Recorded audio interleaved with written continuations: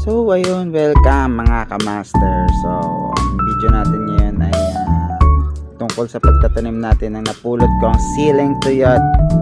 Parang tuyot na lola mo, charot.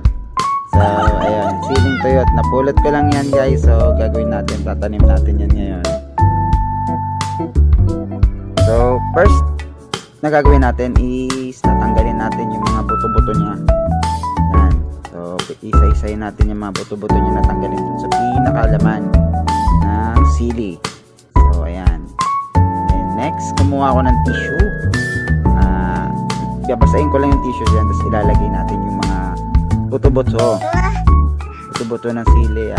Ginagawa natin yan para kahit pa paano ma-refresh yung mga buto, kasi galing sila sa pagkakatuyot ng lola mo. Yan, kamaster. So next natin dyan, ayan, babasahin ko ulit.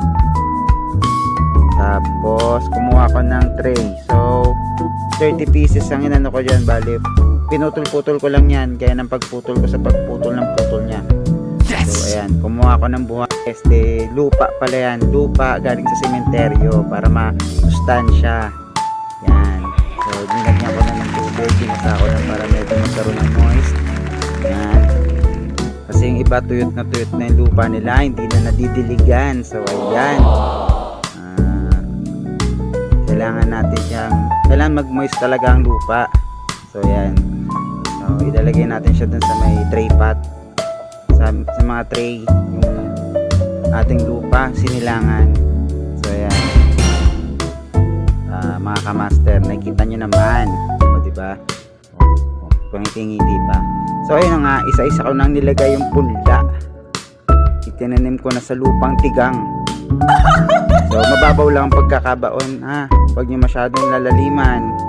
At mga kamaster, alam niyo na, pag medyo baon, masakit. Charot. So ayun, inisa-isa ko lang yan siya dyan ng pagkakalagay ng mga buto.